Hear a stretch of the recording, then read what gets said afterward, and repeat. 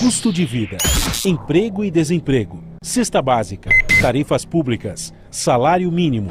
Agora, na Brasil Atual, a análise do DIEESE.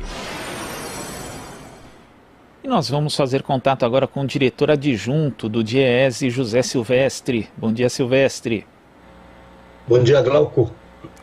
Silvestre, o Ministério da Economia, quando elaborou ali a proposta de orçamento para 2021, avaliou que havia ali uma recuperação da atividade econômica no Brasil, mesmo com a pandemia não tendo passado, e que também o número de casos ia diminuir. Por isso, essa foi a justificativa para não ter sido contemplado ali o auxílio emergencial para o ano de 2021. Só que o que a gente vê é uma realidade bastante diferente. Não só a economia não tem se recuperado, principalmente a tal da recuperação em V, como dizia Paulo Guedes, até dezembro, como também a gente tem aí o pior momento da pandemia no país, com diversas cidades, inclusive, tomando medidas mais restritivas.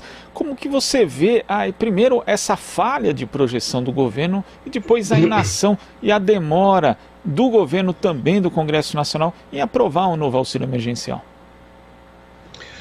É verdade, Glauco. A rigor, esses erros de projeção que o governo cometeu, como você bem mencionou, me parece que não é surpresa, ou seja, está dentro de uma lógica, de uma estratégia que esse governo vem tendo em relação à pandemia, o que é extremamente lamentável, né? E isso, obviamente, que tem implicações como a gente está vivenciando hoje, né? Se nós voltarmos lá em outubro, novembro de 2020, a gente vai ter lá vários depoimentos, né, de membros, não só do presidente da República, mas também de membros do governo falando exatamente isso, que entre outras coisas, que a pandemia, né, nós estávamos caminhando para a redução dos casos, enfim. E o que a gente viu foi exatamente o contrário, né? E isso tem implicações tanto do ponto de vista da vida das pessoas, né? Tivemos, já atingimos mais de 250 mil mortes, mas também em relação à economia. Então, esses erros de projeção tem esses efeitos, digamos assim, essas implicações. E isso resulta em quê? Isso resulta no aumento da miséria, aumento da fome, tá certo? Uma privação dessa grande parcela da população mais vulnerável, que perdeu a sua renda durante a pandemia. Então esse digamos assim, esse é o caldo de cultura que sobra em razão não apenas dos erros de projeção, mas da postura que esse governo tem em relação ao enfrentamento da pandemia. E o pior, Silvestre, é que diversas universidades, diversos grupos tinham elaborado estudos ali com um detalhamento muito grande a respeito da importância do auxílio emergencial para a própria retomada da atividade econômica. Boa parte, inclusive, dessa recuperação, né, ainda tímida, que houve no segundo semestre do ano passado, foi justamente por conta do auxílio emergencial. E mesmo assim o governo aí nas suas projeções, nas suas contas, não levou em consideração a importância do auxílio não só para as famílias, para a sobrevivência delas, mas para a própria economia. Quer dizer, são erros que não se pode cometer num contexto como o atual, né, Silvestre? Sim, e aí, Glauco, eu acho que é importante frisar, claro que o auxílio emergencial é fundamental para todas aquelas pessoas e famílias, trabalhadores que perderam a sua renda e que, portanto, que precisam desse auxílio. Que infelizmente nós já estamos no final de fevereiro e não tem uma definição em relação ao auxílio e ao valor.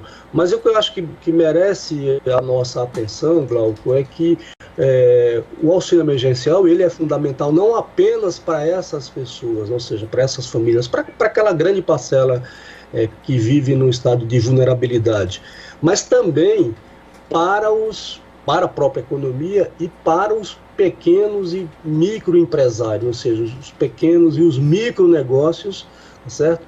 Que estão fechando, né? Quer dizer, centenas, milhares de negócios fecharam no Brasil afora, e vão fechar, né?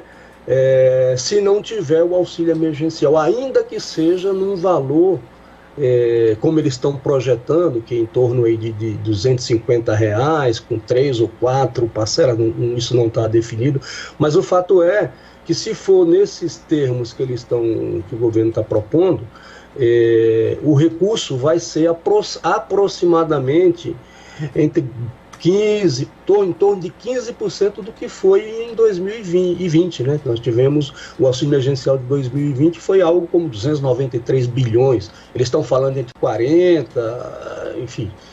Então, é isso, o que a gente já verifica, e as pesquisas que você fez menção aí, que algumas universidades fizeram, revelam exatamente isso, né? Quer dizer, a importância do auxílio emergencial, mas também com um olhar para esse universo de pequenos e micro negócios que estão já estão fechando, já fecharam uma grande parte e vão continuar fechando, porque se não tiver também esse auxílio, né, que estimule a economia, que tem algum nível de consumo e assim por diante.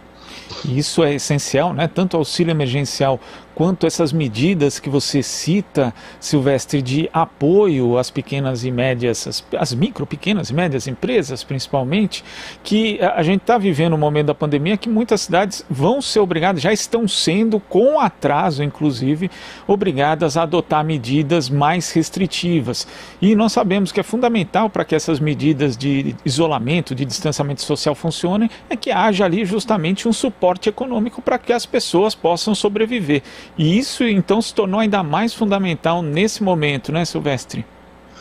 Exatamente, quer dizer, se você não tem, né, você já tem uma dificuldade de implementação do isolamento social por conta também e, sobretudo, da desorientação desse governo e, particularmente, do presidente da República.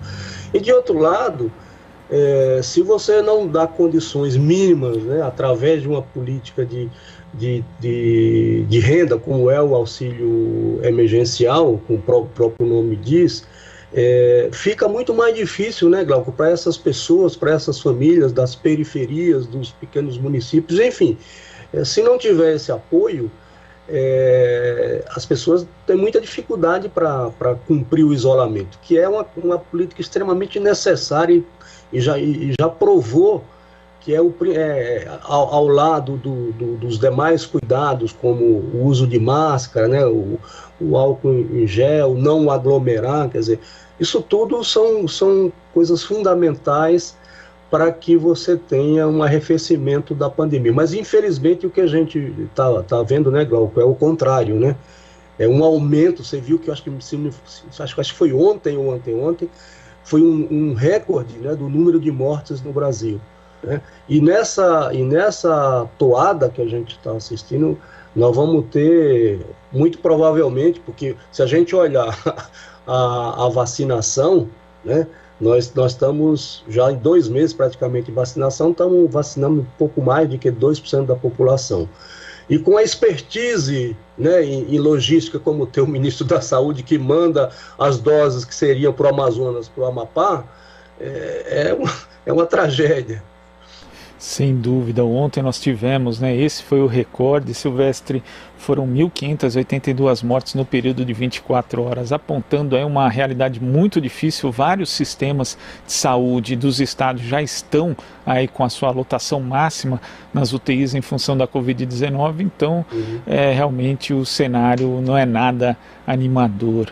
Silvestre, queria agradecer a sua participação aqui no Jornal Brasil Atual e até a próxima. Ok, Glauco, um bom dia para você e estamos à disposição. Bom dia. Conversamos aqui com o diretor adjunto do DIEESE, José Silvestre.